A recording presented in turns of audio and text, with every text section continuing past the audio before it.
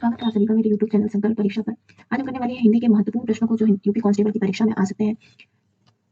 अगर आपको मेरी वीडियो पसंद आती है तो प्लीज चैनल को लाइक, शेयर एंड सब्सक्राइब जरूर करें। बढ़ते हैं हमारे पहले क्वेश्चन की तरफ। हिंदी की मूल उत्पत्ति किससे हुई है? ऑप्शन ए लौकिक संस्कृत, वैदिक संस्कृत, मगधी और सौरसेनी अपभ्रंश। तो हिंदी की मूल उत्पत्ति जो हुई है वो सौरसेनी अपभ्रंश से हुई है। आप इसे याद कर लें। क्वेश्चन नंबर सेकंड, भारत की प्रथम देश भाषा कौन सी है? भारत की प्रथम देश भाषा संस्कृत है। हिंदी की जो भाषा का क्रम रहा है वो है संस्कृत। उसके बाद जो परिवर्तन आगे बना वो हो गया पाली, उसके बाद प्राकृत, प्राकृत से बना अपभ्रंश, अपभ्रंश के बाद अवहट, अवहट के बाद प्रारंभिक हिंदी।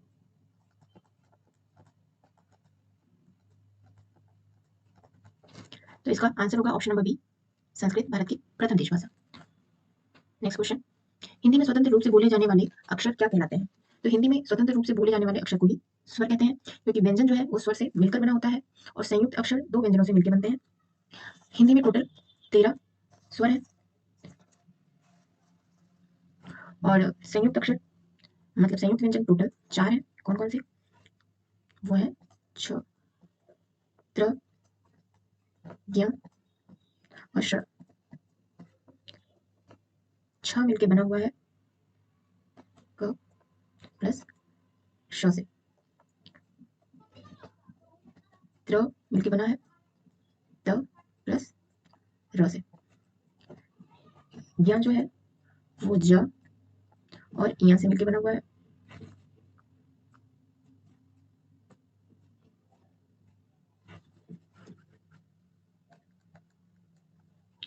और श्र जो है वो बड़ा श और रा से मिलके बना हुआ है। तो स्वतंत्र रूप से बोले जाने वाले अक्षर को स्वर कहते हैं, ऑप्शन नंबर ए। बढ़ते हैं नेक्स्ट क्वेश्चन की तरफ। क्वेश्चन नंबर 4, कवीश्वर में प्रयुक्त संधि। 3 तरह की संधि होती है, स्वर संधि, व्यंजन संधि और विसर्ग संधि। संधि के 3 भेद होते हैं, स्वर, व्यंजन और विसर्ग। कवीश्वर दीर्घ संधि है। दीर्घ संधि में के अदर ऑप्शन उदाहरण है धर्मार्थ, जो कि धर्म और अर्थ से मिलकर बना है, धर्म प्लस अर्थ। अन्य उदाहरण है देवालय, सीमांत, हरीश। दीर्घ संधि में मुख्य रूप से अ, ई, उ इनको मिला के स्वर बनता है, तो वो दीर्घ संधि कहलाता है। तो इसका ऑप्शन होगा ऑप्शन नंबर ए, दीर्घ संधि।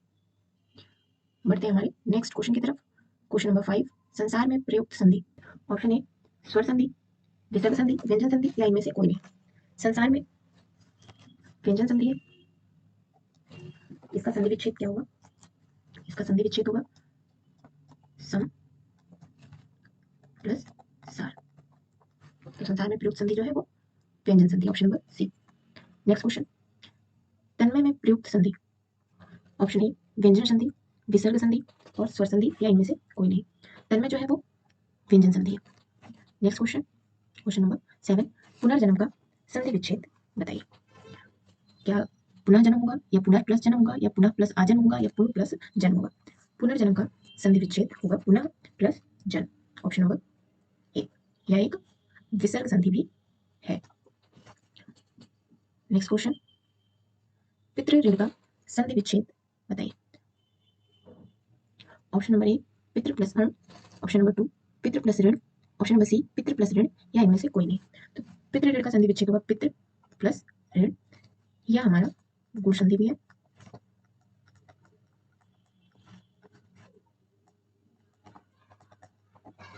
पितृ ऋण का संधि विच्छेद होगा पितृ प्लस ऋण। नेक्स्ट क्वेश्चन, इत्यादि का संधि विच्छेद।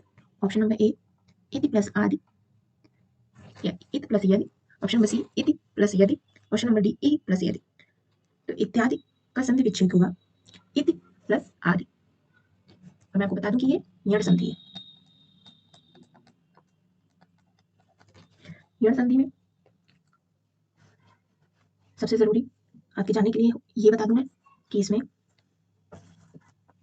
ई ई और री के बाद अलग स्वर आए तो वह यड़ संधि कहलाता है। बढ़ते हमारे नेक्स्ट क्वेश्चन की तरफ। क्वेश्चन नंबर 10, रामायण का संधि विच्छेद। Option number A Ram plus अर्ण, बी राम प्लस आयन, सी राम प्लस एन, डी रामा प्लस एन। इसका आंसर होगा सी राम प्लस आयन रामायण। नेक्स्ट क्वेश्चन, निम्नलिखित शब्दों में उपयुक्त समास बताइए।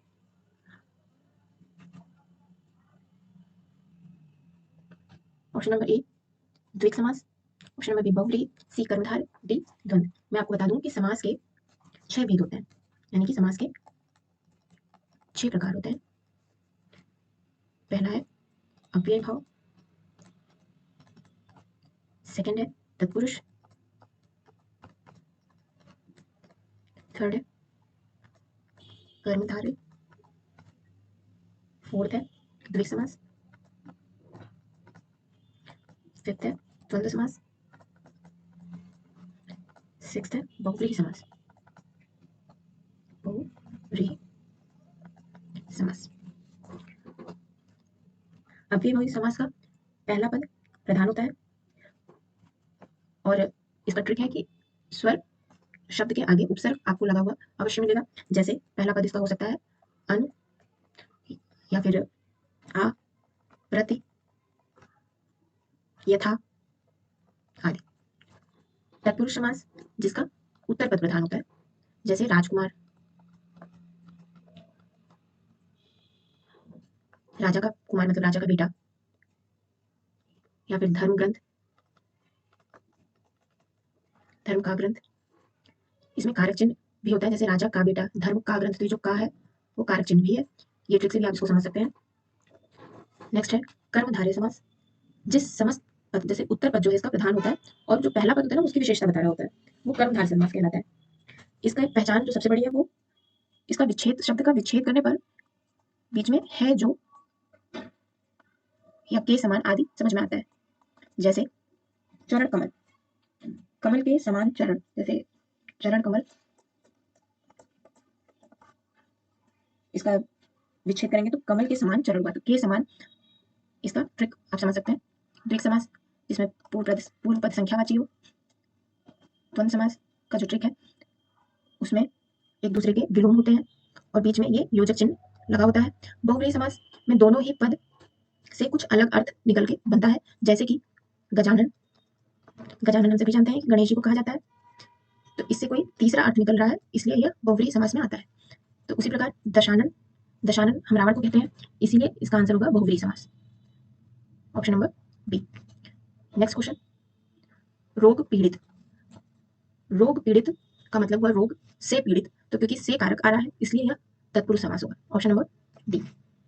नेक्स्ट क्वेश्चन, प्रतिमान। तो अभी मैंने आपको बताया था कि यह एक उपसर्ग है और इसका प्रथम पद उपसर्ग है, इसलिए प्रतिमान अव्यय भाव समास होगा क्योंकि इस प्रथम पद ही इसका प्रधान है, अव्यय भाव समास। नेक्स्ट क्वेश्चन, तत्सम शब्द का चयन कीजिए। ऑप्शन नंबर ए चांद, ऑप्शन नंबर बी चंद्रमा, चंदर या फिर चंद। सबसे पहले आप ये जान लें कि तत्सम शब्द कौन से होते हैं। तो तत्सम शब्द वे शब्द होते हैं जो संस्कृत से लिए गए हों, बिना किसी बदलाव के, ज्यों का त्यों लिया गया हो, उसमें कोई भी बदलाव ना किया गया हो। और तद्भव शब्द वे होते हैं जो संस्कृत के शब्द से अलग होकर बदल कर बने हैं, जो पहले संस्कृत में कुछ और रहे होंगे। तो जैसे कि तत्सम शब्द चांद नहीं चंद्रमा है, चांद तद्भव शब्द है। तो तत्सम शब्द जो संस्कृत से मिलकर बने हो, संस्कृत का ज्यों का त्यों हो, और तद्भव शब्द जो संस्कृत से बदलकर कुछ और शब्द बन गया हो। तो इसका ट्रिक है कि तत्सम, तो इस सम से पता चलेगा समान, यानी कि संस्कृत के समान, ज्यों का त्यों। ऑप्शन नंबर बी इसका आंसर है। नेक्स्ट क्वेश्चन, इसमें आप तत्सम शब्द पहचानिए, छेद, डंडा, विवाह या सीन। तो विवाह जो है यह हमारा तत्सम है, बाकी छेद, डंडा या सीन यह हमारा तद्भव शब्द है। ऑप्शन नंबर सी इसका आंसर होगा। नेक्स्ट क्वेश्चन, तद्भव शब्द का चयन कीजिए। अभी मैंने आपको बताया कि तद्भव शब्द वे शब्द होते हैं जो संस्कृत से बदल गए हों। ऑप्शन है कान, नासिका, परीक्षण और कटक। इसका आंसर होगा ऑप्शन नंबर ए कान, क्योंकि नासिका, परीक्षण और कटक जो है ये तत्सम है, क्योंकि ये संस्कृत के शब्द है। नेक्स्ट क्वेश्चन, तद्भव शब्द का चयन कीजिए। पक्षी, नृत्य, अंधेरा या पश्चिम। आंसर होगा ये हमारा बी, नृत्य। नेक्स्ट क्वेश्चन, सामंजस्य का विलोम शब्द चयन कीजिए। सामंजस्य मतलब होता है मेल जोल बनाकर रखना, तो इसका जो विलोम है वो होगा विवाद। इस क्वेश्चन में आप एक करेक्शन कर लें, जो नृत्य है वो तत्सम है, अंधेरा तद्भव है क्योंकि उसका तत्सम अंधकार होता है। नेक्स्ट क्वेश्चन, वह बालक जिसे गोद लिया गया हो उसे क्या कहते हैं। वह बालक जिसे गोद लिया गया हो उसे दत्तक कहते हैं। ऑप्शन नंबर ए इसका करेक्ट आंसर है। नेक्स्ट क्वेश्चन, जो धन को व्यर्थ व्यय करता हो उसे क्या कहते हैं, अपव्यय। Option number D correct answer है। नेक्स्ट क्वेश्चन, मुहावरे और लोकोक्ति को पहचानिए। अंगूठा दिखाना। ऑप्शन नंबर ए देने से इनकार करना। ऑप्शन नंबर ए देने से इनकार करना, बी अपमान करना, सी हंसी उड़ाना, डी धोखा देना। तो इसका आंसर होगा ऑप्शन नंबर ए देने से इनकार करना। नेक्स्ट क्वेश्चन, औंधी खोपड़ी। औंधी खोपड़ी का अर्थ होता है मूर्ख होना। ऑप्शन नंबर बी इसका आंसर होगा औंधी खोपड़ी मुहावरे का अर्थ है मूर्ख होना। नेक्स्ट क्वेश्चन, गबन के रचयिता कौन है। गबन के रचयिता मुंशी प्रेमचंद्र है। इनकी अन्य रचनाएं भी हैं जिन्हें आप याद कर सकते हैं, जैसे प्रेमा, वरदान, गोदान, और इनके एक अपूर्ण उपन्यास भी है जिसका नाम है मंगलसूत्र। ये क्वेश्चन आ सकता है कि मुंशी प्रेमचंद की कौन सी उपन्यास अपूर्ण रही है, तो आंसर होगा मंगलसूत्र, ये अपूर्ण थी।